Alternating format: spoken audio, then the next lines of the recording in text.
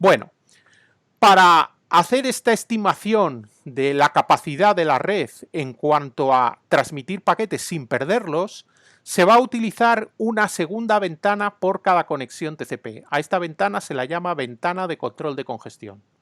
¿Vale? Esta ventana de control de congestión la escribiremos también como CWND, ventana de control de congestión. Esta ventana no es una información que viaje en los paquetes, a diferencia de la ventana anunciada de flujo que ya sabemos que va en el paquete. Os recuerdo dónde, muy rápidamente. Vuelvo a la transparencia del... que está muy lejos. Esta transparencia, he pasado. Aquí va la ventana de flujo o ventana anunciada. ¿Se transmite siempre en los paquetes?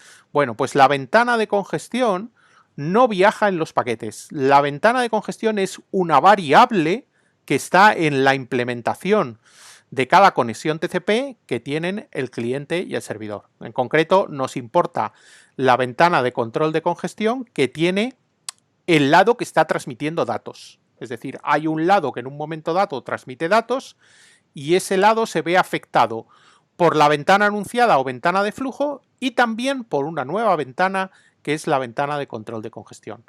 Esta ventana es una variable que lleva la implementación y que mantiene actualizada tal y como va viendo que se producen las cosas. Es decir, según va viendo que la conexión funciona bien y no se pierden paquetes entre emisor y congestión, entre emisor y receptor, la ventana de control de congestión se irá aumentando para tratar de reflejar esta situación y por tanto se irá acercando al valor óptimo de RTT por ancho de banda, siempre y cuando la ventana de flujo, por supuesto, sea suficientemente grande, ¿vale?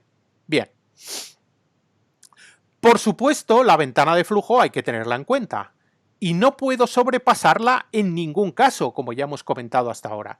Si por lo que sea, aunque el producto de RTT por ancho de banda sea un determinado valor, pero el receptor me está anunciando una ventana más baja, independientemente de la congestión y de cualquier otra situación, yo nunca puedo saltarme la ventana que me anuncia el receptor. Será porque es un receptor lento o porque le he pillado con poca memoria disponible y no tiene buffer suficiente para anunciarme más ventana, ¿vale? Entonces, nunca puedo sobrepasar la ventana anunciada. Eso es algo que deberíamos tener claro ya antes de hoy. Bueno, pues hoy vamos a ver también que tampoco puedo sobrepasar la ventana de control de congestión. Eso significa que en todo momento se considera el mínimo de las dos ventanas, ¿vale? El mínimo de las dos ventanas es el que limita si un cierto paquete se puede enviar.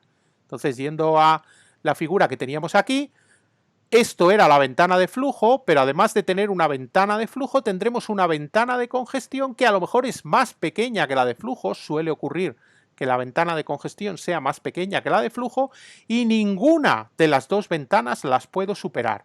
O dicho de otra manera, la ventana que aplica, la ventana que hay que tener en cuenta o la máxima ventana que yo puedo usar, ojo con este término de máximo de aquí que puede confundir, la ventana que en todo momento me rige a mí es la mínima de las dos, ¿vale? La mínima de las dos. Se denomina ventana efectiva a cuánto me falta por ocupar de la mínima de las dos, ¿vale? Esta diferencia entre el último byte enviado y el último byte asentido son los bytes que hay en la ventana. Es decir, yo puedo tener una ventana mínima de las dos que me deje enviar 400 bytes, pero si de esos 400 bytes ya he enviado 300, la ventana efectiva sería 100, es decir, lo que me queda disponible de la ventana.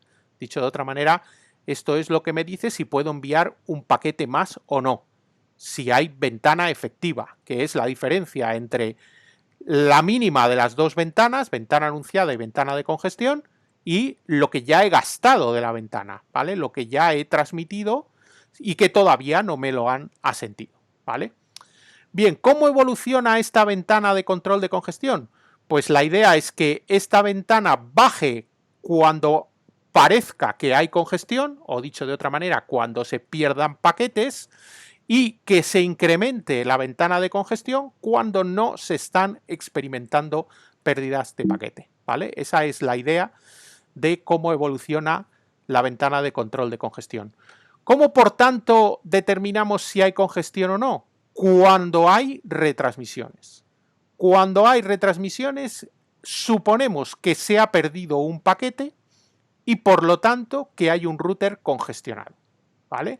Fijaros que estamos suponiendo muchas cosas. Ya hemos dicho antes que suponíamos que los routers tenían que comportarse de una manera neutral con respecto a todos los paquetes y con una cola FIFO, etcétera. Pues ahora estamos diciendo que estamos suponiendo que cuando se produce una pérdida, por ejemplo, porque hay un timeout y yo tengo que retransmitir, es porque un paquete se ha perdido, pero no tiene por qué. Puede ser que el ACK se haya retrasado. Es decir, puede que haya tenido mala suerte. Ya sabemos que el plazo de retransmisión que dictamina este timeout es aproximadamente 2 veces el RTT. Entonces, digamos que nos cubrimos de pequeños retrasos del ACK. Pero quizás en un momento dado no ha habido un pequeño retraso de un ACK, sino un gran retraso del ACK. Entonces, no siempre una retransmisión significa una pérdida. Pero bueno, como estamos diciendo que el plazo es conservador, de 2 veces el RTT, cuando con 1 me bastaría, pues con ese plazo conservador podemos, digamos, estar razonablemente seguros de que la mayoría de las veces que salte un plazo de retransmisión es porque se ha perdido un paquete, ¿vale? Aunque a lo mejor alguna vez no es así. Y luego, por otro lado, estamos suponiendo que cada vez que se ha perdido un paquete en una conexión es por congestión de un router. ¿Esto es verdad o no? Bueno, digamos que en general sí, pero no siempre. Por ejemplo, las redes Wi-Fi, las redes inalámbricas, suponen un foco de pérdidas nuevo. Cuando no existían las redes Wi-Fi y todas las redes TCP/IP eran por medios guiados, es decir, por cables de fibra o de lo que sea, en los medios guiados hay muy pocas pérdidas en el medio de transmisión.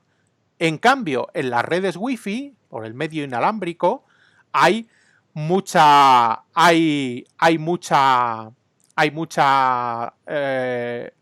pérdidas. Entonces, en un medio Wi-Fi hay muchas pérdidas que no son de congestión de un router. Entonces, si todas las redes fueran de medios guiados, efectivamente todas las pérdidas, prácticamente todas las pérdidas serían por congestión de un router. Pero si hay medios Wi-Fi, entonces ahí hay pérdidas que son pérdidas del medio, no pérdidas de congestión de un router. Bueno, entonces eso significa que cuanto más redes inalámbricas empieza a haber en Internet, esta suposición a lo mejor empieza a dejar de ser cierta. Pero bueno, podemos estar tranquilos porque si los medios Wi-Fi tienen más pérdidas cuando se transmite más deprisa. Entonces, el que se decida a transmitir más despacio porque hay pérdidas pensando en que es un router congestionado, tampoco es una mala idea, aunque no se trate de un router congestionado, sino de un medio Wi-Fi demasiado saturado, ¿vale? Que también está perdiendo paquetes. Pero hay que tenerlo en cuenta. Estamos suponiendo, y es una suposición que no vamos a reevaluar, todo lo que vamos a contar aquí lo supone, es que cada vez que hay una pérdida es porque hay congestión. Y lo que tengo que hacer es transmitir más despacio, ¿vale? Esa es la suposición básica, ¿vale? Bien, hago un paréntesis para contestar una pregunta de Justo en el chat que se me había pasado. Me dice que estoy diciendo ancho de banda y está puesto en la transparencia en vez de tasa de transmisión. Tiene razón en sentido estricto. Si recordáis las transparencias de arquitecturas de redes de ordenadores de primero, allí distinguíamos lo que es tasa de transmisión o velocidad de transmisión de ancho de banda. Y dijimos siempre que ancho de banda es un término informal, ¿vale? Entonces estamos usando ancho de banda informalmente.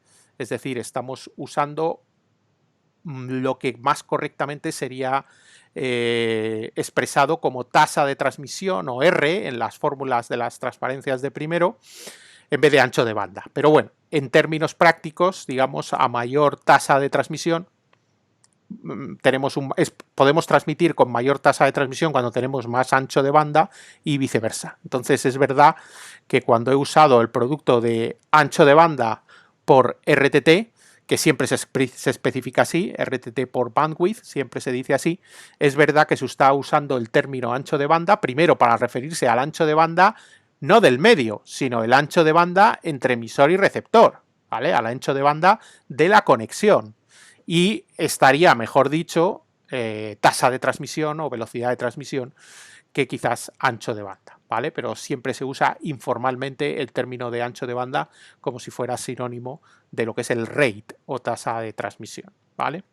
Bien, cierro el paréntesis para responder la pregunta de Justo. Bien, entonces ya hemos dicho que vamos a tratar de detectar la congestión que se produce por culpa de la conexión TCP que yo tengo abierta en función de cuántas pérdidas se producen y cuántas retransmisiones tengo que hacer. Cuando se produzcan pérdidas, entenderé que estoy congestionando algún router del camino y voy a transmitir más despacio. Cuando no se produzcan pérdidas, entenderé que los routers del camino aguantan bien la velocidad de transmisión que estoy llevando.